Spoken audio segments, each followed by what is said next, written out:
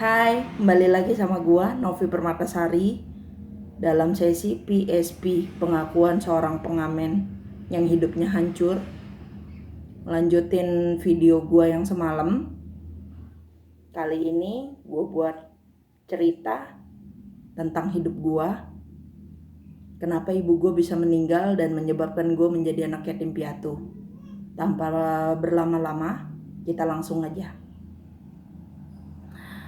Sewaktu itu gue dengar dari nenek gue masih hidup ya waktu itu, menceritakan asal-usul gue.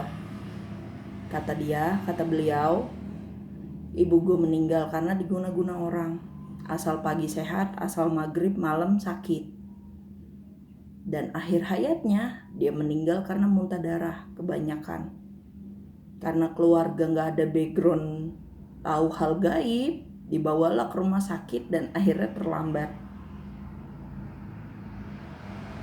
Akhirnya mayat ibu gue dibawa pulang dari rumah sakit. Keluar jarum pentul, peniti, dan segalanya. Dan kata orang pintar di dekat rumah, di atas kepala keluarga gue ada banaspati.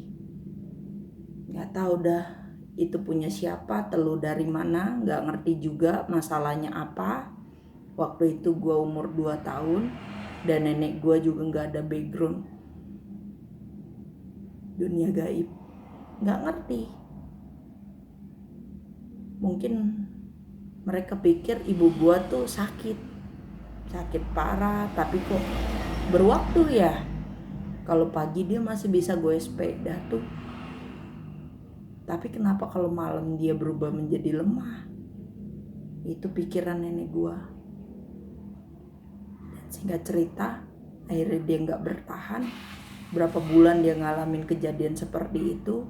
Dia meninggal di saat umur gue masih 2 tahun. Dan dari semenjak ibu gue meninggal, gue diurusin sama nenek gue. Saat umur 6 tahun nenek gue, kebetulan waktu itu nenek gue punya anak tuh 9, termasuk ibu gue. Meninggal 1, tinggal 8. Untung bagusnya gue punya tante dan om yang banyak dari keluarga ini. 8. Dan akhirnya tante gue yang kelima itu ngurusin gue sama suaminya, karena dia 20 tahun menikah ya, gak punya anak. Akhirnya dia berinisiatif untuk ngurusin gue. Kasihan Novi gak punya orang tua, begitu kata istrinya. Karena yang saudara kan istrinya, yang laki-lakinya orang luar. Disitulah awal mula bencananya hidup gua, yang aturan gua itu punya kepribadian, gak toksik, gak ada rasa trauma, gak ada rasa sakit sama laki-laki. Itulah awal mula hancurnya gua. Tanpa gua tahu, hidup gua hancur ikut kedua orang ini. Ternyata mereka pasangan toksik banget. Memang gua akui itu semua buat kebaikan gua, tapi gak baik juga buat mental sang anak. Gue ngerasain sendiri jadi seorang anak, gue tuh gak bebas kayak anak yang lain. Zaman dulu tahun 2000,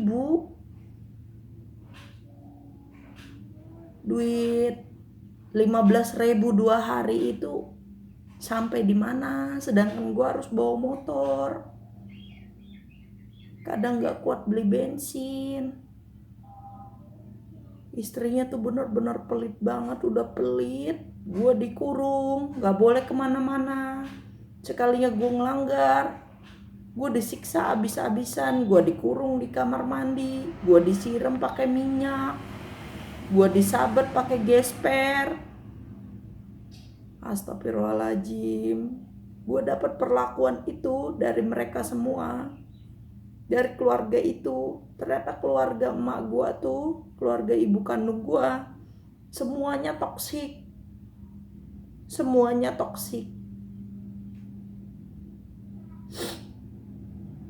Nggak jarang loh gue ditampar, gue diinjek karena kepelitan dia, karena kekangannya dia. Gue ke gereja, waktu itu gue masih Kristen ya. Gue ke gereja, dia marah-marah. Anggapannya gue melacur katanya. Malam-malam cewek keluar ngapain? Mana ada gereja malam-malam? Kata dia gitu. Gue suruh ikut, dia nggak mau. Alasannya dia ada toko lah. Udah tahu gue masuk pelayanan. Dan gue nggak sebebas itulah. Setiap ada sesi gereja itu gue harus ke gereja kalau masuk pelayanan. Gue ikut KKR aja ke Sentul, dia marah-marah. Abis gue dipukul pakai selang air, pakai gesper. Tuh istrinya. Tapi dia kayak gak ada rasa bersalah sama sekali. Dan lakinya itu lebih parah. Diam-diam menyukai tubuh gue. Dia juga yang ngambil perawan gue di saat umur gue 15 tahun. Dengan alibi kasihan sama gue, udah gak punya ibu dan disiksa sama istrinya. Dia akan beri kenyamanan, kata dia. Astagfirullahaladzim. Gue bilang kan seperti itu. Kamu kan suami tanteku. Kenapa sama tanteku mau, sama ponakan mau? Jangan serakah jadi orang, pilih salah satu. Kita ini bukan mainan. Yang sama tante mau, sama aku mau. Kalau kamu mau sama aku, ceraikan tanteku. Belajar gentleman, akui aku mencintai ponakanmu. Berani nggak aku tantang seperti itu? Dia nggak mau. Dia bilang katanya dia mencintai tanteku juga. Mana ada cinta dibagi dua? Aku mau satu-satunya menjadi wanitamu. Wajar dong kalau gue nuntut kayak gitu. Kalau dia bilang dia udah cinta sama gue, aku nuntut pertanggungjawaban dia. Tapi sampai sekarang buktinya mana? Gak ada. Sampai aku sendiri yang kesel. Dia udah nikmatin badan aku tapi dia gak mau nikahin aku. Akhirnya aku jujur semuanya sama tanteku. Aku bilang apa adanya, aku yang gentleman. Kalau paman udah nyetubuhin aku, ribut lah tuh antara aku sama bibiku. Dan dia kayaknya sampai sekarang ngalamin kesakitan. Salah sendiri. Jangan pernah bermain api kalau gak mau terbakar. Kan seperti itu guys. Siapa suruh dia menggoda aku, dia ngajak aku tiap malam ke dalam kamarku. Kamar itu privasi seseorang. Walaupun bapak sama anak, dia bukan bapak kandung. Bisa terjadi apapun. Karena aku kesel. Dia nganggap aku seperti perempuan jalang. Aku minta nikahin, dia gak mau. Aku bisa apa coba? Aku kesel banget loh sama pasangan suami istri ini. Istrinya ngebuat mental aku jadi trauma. Oh seperti ini ya, keluarga bukan keluarga kandung itu beda ya. Andai ibuku masih hidup, aku gak akan ngalamin yang kayak gini. Ibuku tuh manusia yang paling lembut banget kalau sama anak. Aku bisa merasakan. Sampai sekarang aja dia menjadi arwah yang bergantungan. Dia masih nemenin aku, menjaga aku. Dia nangis nitikin air mata. Ibu mana yang gak nangis coba? Bertubi-tubi aku hidup ya. Kalau andai kata dia gak jadi arwah, dia gak mati, mungkin dia yang ngurus aku, ngerawat aku dengan tangannya sendiri. Walaupun penuh dengan kesusahan, aku lebih rela daripada aku disakitin. Sakit, bener-bener sakit hati ini karena keluarga itu. Salah aku apa? Apa aku mau orang tua aku mati? Enggak, aku nggak ada anak yang mau jadi anak yatim piatu. Siapa yang mau? Ayo. Tapi mereka memperlakukan aku seperti ini. Istrinya mukul aku kedebak-kedebu. Lakinya memperkosa aku yang seharusnya dia rawat. Ternyata apa?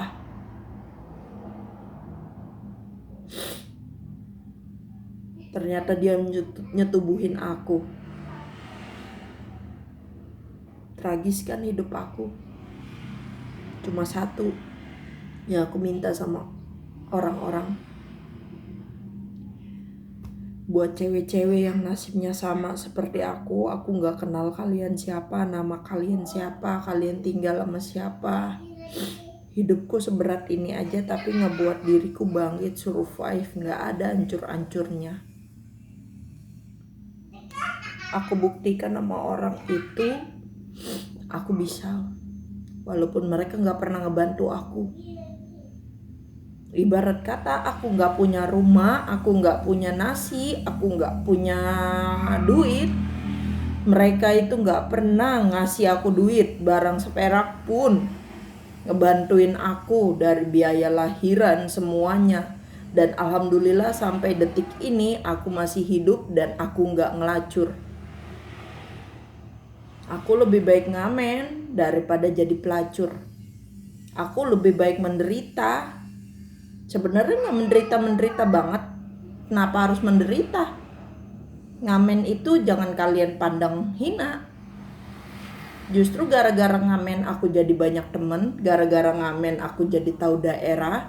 Gara-gara ngamen aku bisa ngelepas penat aku jalan-jalan. Aku ngamen kemanapun aku mau. Aku menjadi seorang pengembara. Dan itu semua mengobati lukaku. Aku harus bagaimana? Dan sampai sekarang aku bangkit, aku survive sendirian. Tanpa ada yang ngebantuin aku. Orang-orang memandang hina aku, ngamen. Sampai tanteku bilang sendiri, daripada mengamen Nov, lebih baik pelacur. Tanpa dipikir lagi loh dia ngomong seperti itu. Tua bangka ngomong seperti itu sama aku. Kalian gak mikir? Jadi pelacur itu gak boleh pilih-pilih laki-laki. Mau dia itu gendut, mau dia itu seperti genderuwo. Betapa tersiksanya pelacur itu loh. Malah aku dengar ada yang pakai jasa dia tapi gak mau bayar. Ya Allah, sampai harga dirinya sehina itu ya. Udah dipakai gak mau dibayar, ngutang. Besok balik lagi. Ya Allah. Udah tahu mereka ngangkang untuk makan, untuk uang kan. Ini malah diutangin. Tanteku tuh gak mikir gitu loh. Hanya maunya ngejerat aku aja. Biar aku jadi pelacur. Dia ngedoain aku kan dari awal. Kalau lu keluar dari rumah gua, lu bakal ngangkang. Akhirnya sekarang gua balikin. Mana? Gua gak ngangkang-ngangkang tuh. Gua ngamen. Dia malah berbalik ngatain aku, emang dasar orang gila. Biarin aja aku jadi orang gila. Perlu kamu tahu aku gila itu gara-gara kamu sama suamimu, aku gituin. Tapi aku gila, tapi aku gak pernah nyusahin orang. Aku gila, aku gak pernah ngerugiin orang. Aku gila, tapi aku gak segila pelacur yang ngeladenin tiap malam ngeladenin laki-laki. Berapa banyak dia? Seumur hidupnya dia kawin aja. Menurut survei aku berteman sama pelacur itu ada yang kawin sampai 8 kali 10 kali loh seumur hidupnya. Bosen ganti baru, nikah lagi. Itu yang dikawinin. Gimana yang di atas ranjang yang dilayani? Kan menjijikan. Aku gak mau seperti itu. Aku punya kriteria sendiri. Aku gak bisa jadi pelacur. Perutnya buncit aku gak mau. Ketuaan aku kagak mau. Aku jijik lah pokoknya. Apalagi sama laki-laki yang suka main pelacur. Walaupun dia ganteng, gak masuk kriteria aku kalau dia suka main pelacur. Aku gak mau lah pelernya bekas siapa aja. terus dipakai sama aku jijian. Aku mau aku doang satu-satunya yang ngerasain pelera dia. Jadi alhasil nggak ngebuat diriku trauma tuh semua itu. Sekarang seumur hidupku aku menikah cuma 1 kali, dan aku bertahan walaupun diriku banyak masalah. Aku bangga sama diriku. Aku nggak seperti perempuan di luar sana yang menikah berkali-kali. Udah bosen, laki nggak mau kerja, ditinggalin. Kan banyak perempuan seperti itu. Siapa yo? Jawab ya di kolom komentar. Laki nggak mau kerja, ditinggalin, pulang ke rumah orang tua. Jangan seperti itu. Kalian tuh punya anak, kasihan anak kalian. Ya enggak? Kalau belum siap menikah, kalau masih mau bujangan, masih mau senang-senang, masih mau nyari duit, mendingan gak usah menikah. Jangan ketakutan dipanggil perawan tua, perempuan itu. Aku yang mukanya pas-pasan begini aja, itu gak jadi masalah. Aku dipanggil itu lebih layak jadi ibu dari suamiku loh, bukan istrinya. Tapi aku fine-fine aja. Itu kalimatnya mengandung kesirikan. Dia sirik karena aku menikah cuma sekali seumur hidup dan menghasilkan 2 anak. Nggak ada tabiat cewek nakal dalam diriku. Aku perempuan yang punya harga diri. Aku menikah cuma sekali. Aku bersyukur itu aku punya sifat itu nggak murahan. Sampai laki yang ninggalin aku, pamanku sendiri, dia benar-benar nyesel ngelihat aku bangga dia. Aku bahkan bisa berdiri dengan kakiku sendiri dan aku bertahan survive dengan laki toksik seperti itu. Pada lakiku tuh ada background anak jalanan juga dan dia akhirnya yang narik aku seperti ini. Ngamen, dia duluan. Dia tuh anak diskotik dulunya, masa lalunya. Dia juga gak kalah buruk. Iya, dia pemain diskotik. Tunggu di sesi selanjutnya ya, terbelenggu dengan suami toksik. Bye-bye.